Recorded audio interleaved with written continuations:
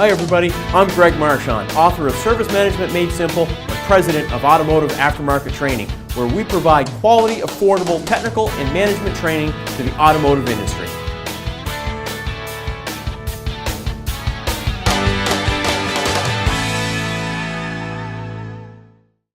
Okay, let's talk about hybrid vehicles, because hybrids are here to stay. Like them, love them, hate them, I don't care, they're here to stay. I used to think they were going to go away, but I've since changed my mind.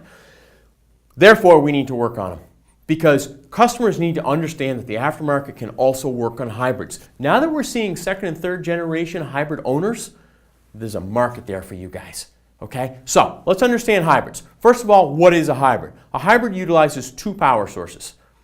In most cases, this is an internal combustion engine, gasoline in general, and electricity.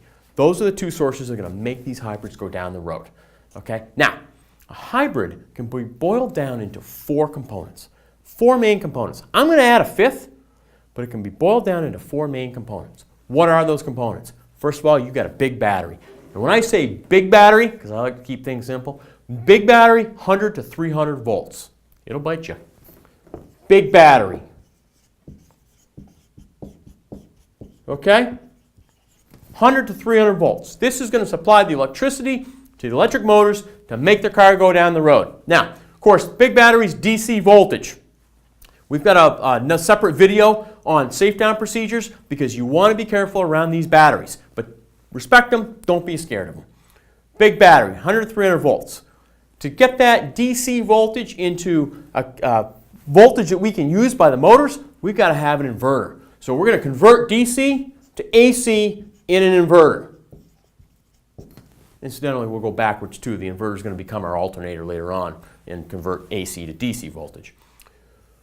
Big battery, inverter, two main components. We're going to have something to make it go down the road, right? We took the electricity, we converted it to something we could use, we're going to have electric motors. Those electric motors are housed in a transaxle with a planetary gear set, just like what we're used to. Transaxle. Do you know even dealerships aren't allowed to take a transaxle apart? Guess what you're going to do to fix a transaxle if it goes bad? Big battery, inverter, transaxle. Fourth component. If we're going to use the electricity, we better recharge that big battery.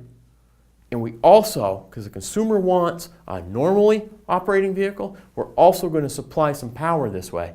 Internal combustion engine. It's going to recharge the big battery, act like a generator, and it's also going to contribute, in a full hybrid, it's going to contribute to the go power of the car. So we abbreviate this in the industry as ICE, internal combustion engine. Four main components. Fifth component I'll add is computers, because I don't believe we can separate those. But if you just want to take four main components, big battery, inverter, internal combustion engine, transaxle, you got a hybrid. How do you fix it? Well, if something goes wrong with any one of these four pieces, and even this fifth one, you're not going to repair it. You're going to replace it. What do you do now? Think about it now. An automatic transmission comes to you with a problem. What are you going to do? Do you repair it? Not generally. More cost effective to replace it, isn't it? Okay? Our hybrid course will teach you what you can do, it'll teach you common problems, and it will further explain these 4 and 5 main components of hybrid vehicles.